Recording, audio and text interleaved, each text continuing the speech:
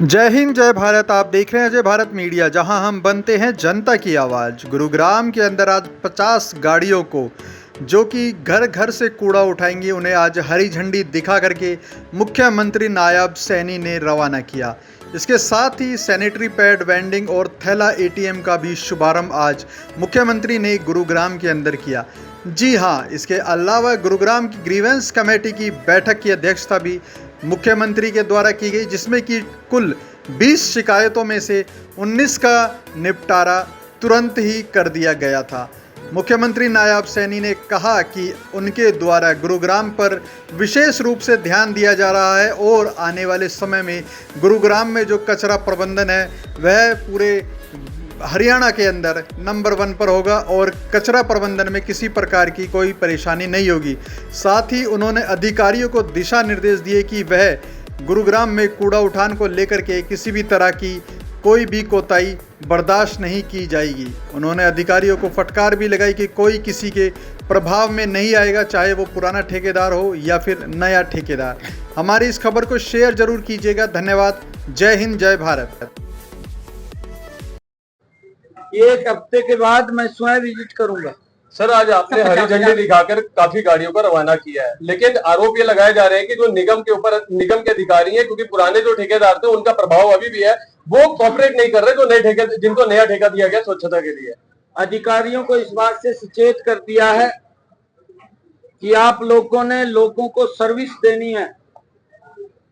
अगर किसी का प्रभाव आपके ऊपर है तो उसको दूर कर दें। हमने जनता के प्रति जवाबदेही है हमारी सरकार की, और लोगों को वो राहत मिले, क्योंकि लंबे समय से इस कूड़े को लेकर के लोग बहुत आहत थे, त्रस्त थे।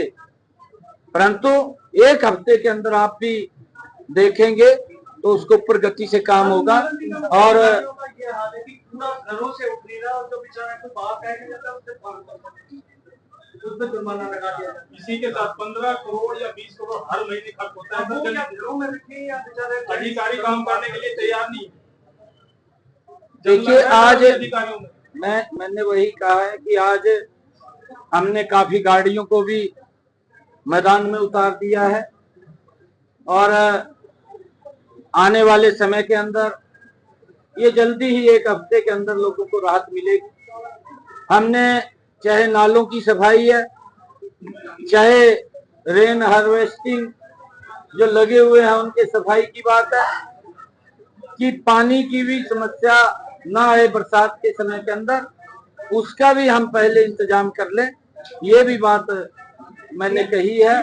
और जल्दी ही उसकी भी सर्विस करके उसको चुस्त दुरुस्त कर लिया जाएगा। आज जो 50 गाड़ियां लगाई गई, पानीपत से आई है गाड़ियां यहाँ पे, देरी व्यवस्था है क्या पानीपत साफ रहेगा?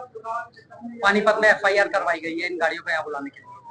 नहीं, देखिए, ऐसा हमने यहाँ पर जो सफाई की व्यवस्था चरमराई उसको दुरुस्त कर रहे हैं, क्योंकि इसका फिर प्रोसेसिंग के अंदर अभी प्रोसेसिंग के अंदर होगा और लोगों को जल्दी ही इससे निजात मिलेगी। मैं जो ठेकेदार था सर, ये आरोप लगाए जा रहे हैं कि निगम के अधिकारियों को जानकारी थी कि उनकी कई कंडम गाड़ियां खड़ी हुई हैं, लेकिन उसके बावजूद कार्रवाई नहीं की गई। क्या सर उनके ऊपर कार्रवाई की जाएगी ऐसे अधिकारियों पर जिन्होंने इस तरह का रवैया अपनाया? मैंने अधिकारियों को ये भी कहा है, निगम के अधिकारियों को, कि आप चुस्त दुरुस्त होकर के और आंख खोल करके काम करें। हमारी जवाबदेही है। अब मैंने बार बार ये वही रिपीट में बात करूंगा। मैंने कहा है कि हम एक हफ्ते के अंदर जब समय दिया है तो हम वेट कर रहे हैं। हमने ये भी कहा है कि अगर किसी के पास काम नहीं हो रहा वो लिख करके DC साहब को दे दे, हम व्यवस्था खड़ी करेंगे। सब व्यवस्थाएं हमारे पास हैं, परंतु हमने लोगों के जवाबदेही हमारी सरकार की है, कर्मचारियों की है, उसको हम पूरा करेंगे। 50,000 सरकार भर्तियां कर रही है, ऐसे में 10,000 से ज्यादा जो अभ्यर्थी हैं वो पंचकुला में धरना दे रहे हैं, जंतर मंतर भी पहुंच गए धरना देने के लिए। ऐसे में सरकार किस तरह से भर्तियां पूरी करेगी? जब हमने कहा है तो करेंगे ना पूरी। सर जो 1,000 नहीं, से ये जो रिजल्ट बताने के लिए का अवेटेड है, थोड़ी अविष्य है। 1 साल के लिए मैंने अगर अवेटेड बोला है। है, सर केंद्र सरकार मैंने अगर बोला है तो 50,000 करेंगे तो करेंगे। एक आपको साल से जो बताएंगे। अवेटेड है वो कैसे करेंगे? सर केंद्र 1 साल से अवेटेड है, 1 साल से जो अवेटेड है, जिनका रिजल्ट जारी हो चुका है लेकिन उनको ज्वाइनिंग नहीं दी जा रही है, उनके लिए कैसे करेंगे? वो कोर्ट भी जा चुके, सुप्रीम कोर्ट से भी वापिस आ चुका है केस। नहीं, देखिए ऐसा नहीं है। उसके अंदर जो एक प्रोसेसिंग है, उस प्रोसेसिंग के तहत बच्चों को बुलाते हैं।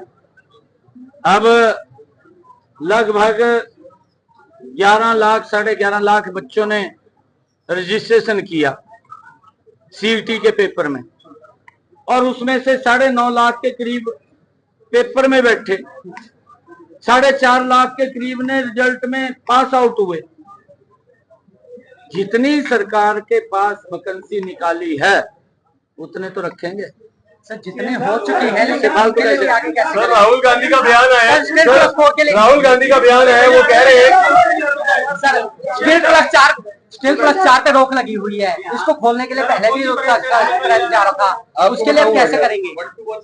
नहीं, उसके लिए हमने